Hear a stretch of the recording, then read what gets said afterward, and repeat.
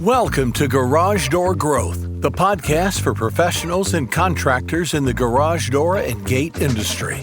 Join us as we hear from well-respected vendors, industry leaders, and highly successful door and gate contractors. This is the ultimate source for valuable insights on running and scaling a successful garage door business with your host, Barry Nix. Well, welcome back to Garage Door Growth. We are a podcast serving the door and access industry. And today I'm excited and proud to be on with Jim McGrath, who's a garage door industry icon and president of Vertical Lift Organization or Outreach, right? Vertical Lift Outreach. Outreach. Yeah. Before we get into Vertical Lift, welcome, Jim. Thanks, Barry. It's great to be with you today. I'd like to know more about you before we get started into the VLO and go into your history and your background and just to talk about how you kind of evolved in your career in garage door and how it sort of morphed and evolved into VLO. Let's just start. How long have you been in the business, in the garage door industry? We'll say I've been in the industry about 35 years, and I'll tell you, it's been a 35 so fast years. It's ridiculous. They've just flown by. How did you start at it? Like, what were you doing before that? Well, you know, I can attribute a lot of my everyday drive to my 7 years in the Marine Corps. And after my service days, I became a firefighter.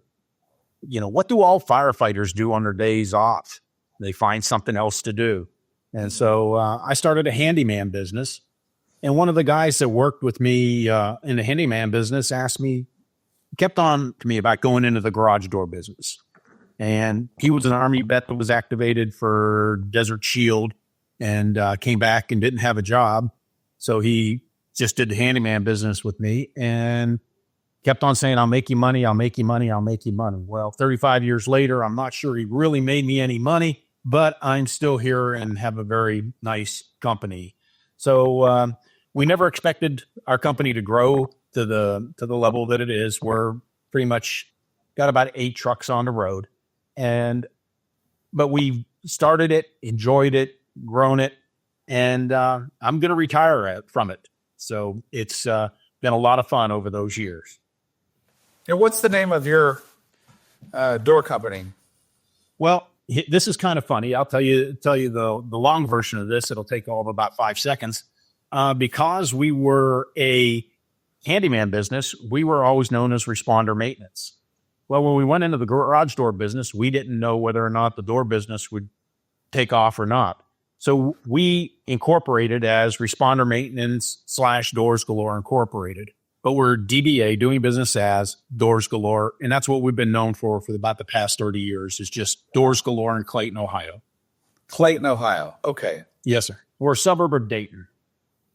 Gotcha. So you started this garage door company. It started growing and things are going well. And then what was your role with the IDA and how long were you involved in that? Well, I'm going to go off a little bit to the side as I build up to the IDA because I want to explain to you what got me involved in the IDA. And, you know, as you go out, we speak about our communities and how much we want to enjoy our communities. Well, get involved in your community. I'd recommend this to any door company, you know, whether you're big or small, you know, represent that baseball team, especially if they're your kids. Do the soccer team, do the football teams, figure out a way to have your name out there and into your community. One of the big steps that I took was I joined my local chamber of commerce to network and to be involved. Build your company and build a legacy. Don't just be so short-sighted. You're gonna be one-sided whatsoever. You want to get out there. When I was asked to become a director on the Chamber of Commerce, it was mainly because there was no one else to help. They just needed somebody that had the time to do it. So I sat on that board for 10 years, ascending to the ranks and leaving as the president of the organization. But during that 10 years, I changed the whole overall footprint and making the director position, one that was sought after by the local businesses and not one that you had to run out and try to find anybody that could sit there like they did for me. And I'm still being credited by that organization today for the work that I did and how I left them when I walked out of there about 5-6 years ago. I like to make a difference wherever you go. And that's what I would encourage all your listeners to make a difference wherever they go. But pretty much the same thing happened with IDA. I received a phone call, asked if I had run a number of times previously and always lost. I always came in a strong second. And I was asked one last time to go ahead and run for the board.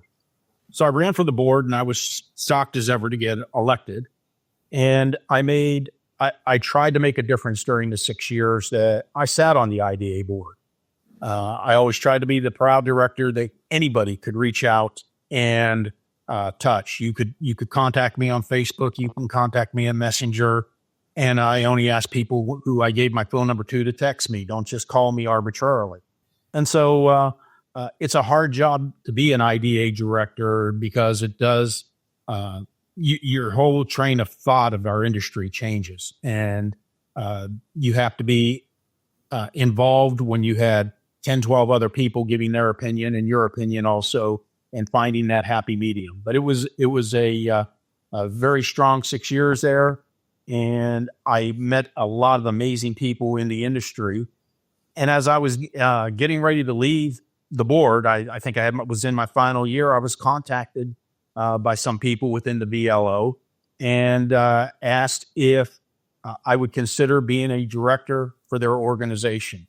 Now, there were a few things going on there and some things. So I immediately agreed to become a director for their organization. And the main reason that I do all this is I like mentoring. It didn't matter whether I was a Marine, whether I was a firefighter, or whether I was in the door industry. For younger people or people that just had a question, I love to mentor them through their situation and really, really hope that they would find a happy resolution at the end of their problem or whatever.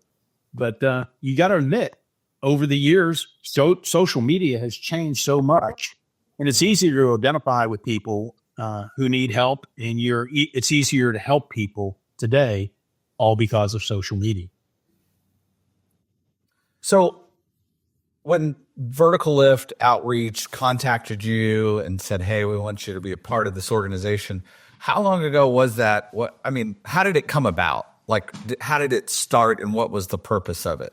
Well, as we turn our conversation more away from me and more into the vertical lift, let's say that there was 2 vertical lift outreaches. One was pre-COVID and one was post-COVID. And pre-COVID was out there, VLO initiated by a Facebook group, the Garage Door Tech Deplorables. And the deplorable name came from the Hillary Clinton Trump presidency back in 16.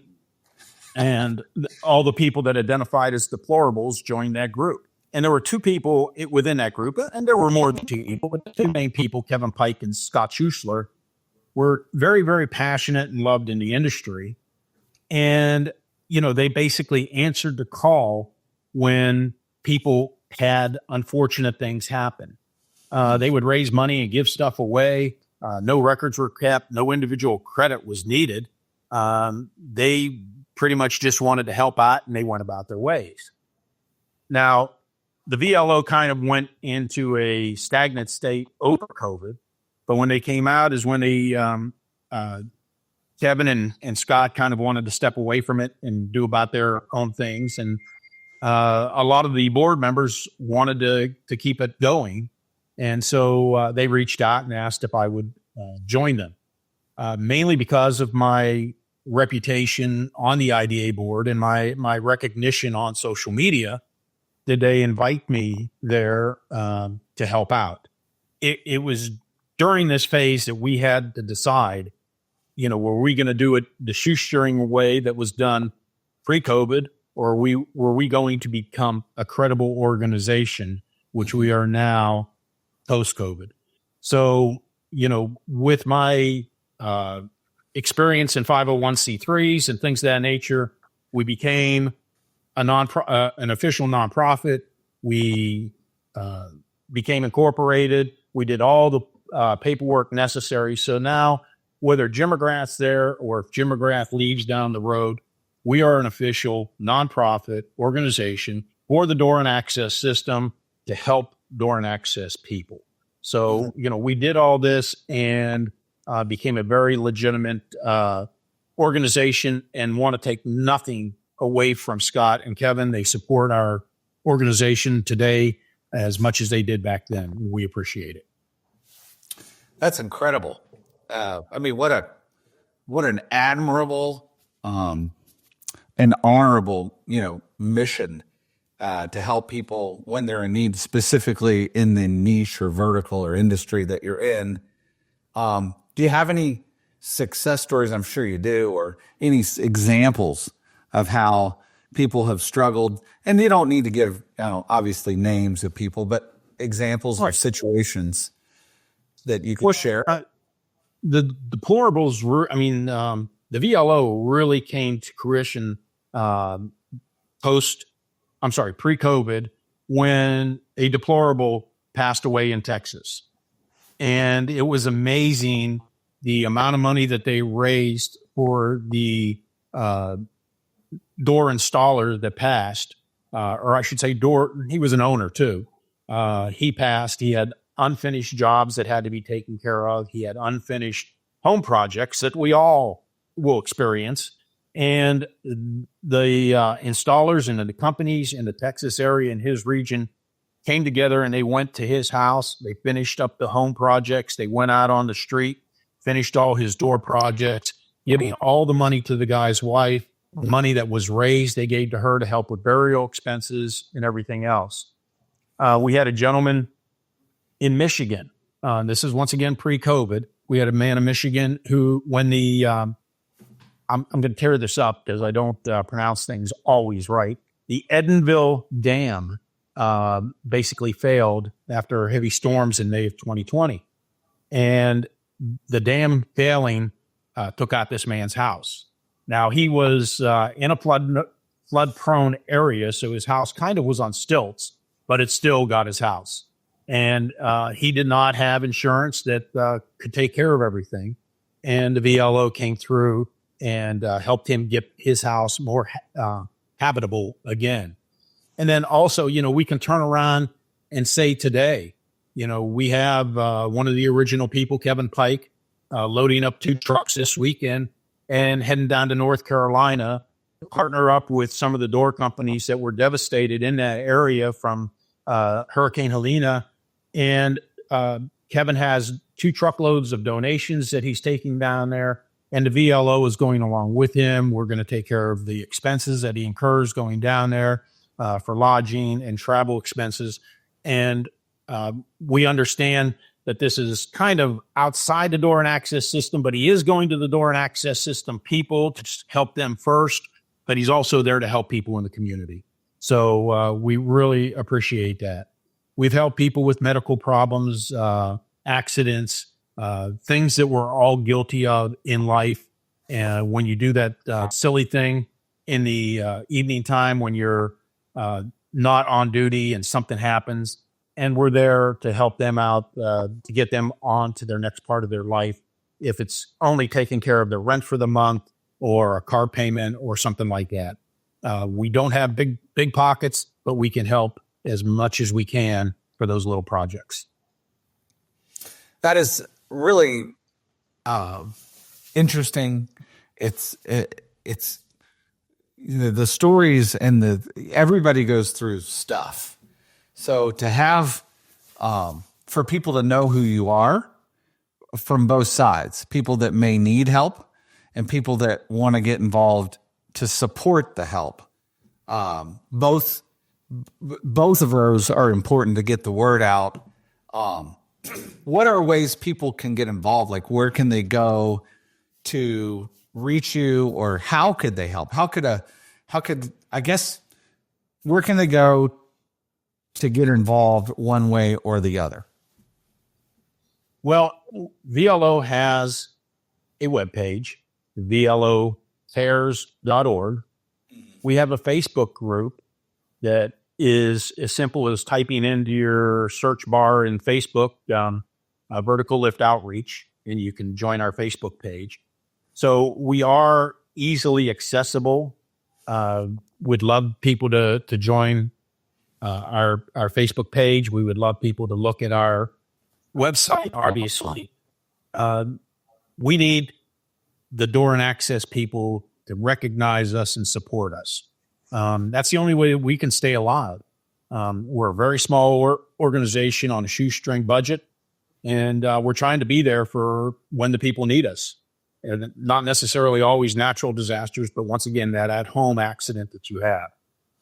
If you have any experience in fundraising, reach out to us and let us know how you could help us raise funds, because obviously we always want to figure out how we can increase our coffers. If you have a special relationship with a supplier or a distributor or a manufacturer, and you can convince them to sponsor us, it'd be great. You can go to our page, vlocares.org, and see who currently is sponsoring us and who supported us out of our grassroots efforts of getting off the ground. And we appreciate those people.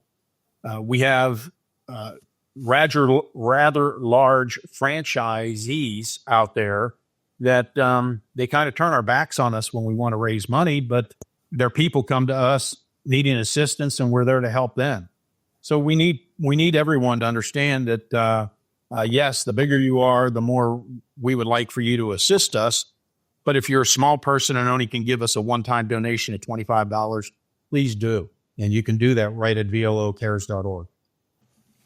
And people who need support, they can just go straight to the website or the Facebook page and make an inquiry or reach out or fill out a form or something, I'm sure. Correct. A lot of times we get messages on the Facebook page, hey, so-and-so needs help. And we'll direct them to our website, vlocares.org. And you go and fill out an application. That application sets off a number of directors' phones for that there has been an application submitted. That goes out to all the directors, and you can believe how fast we come together to try to help somebody. Now, I'm talking days. I'm not talking minutes. So if you submit an application, it's probably going to take a few days to get your notice, but you'd be surprised how fast and how serious we take the applications. Well, amazing work. Thank you for sharing this information and the incredible work you're doing.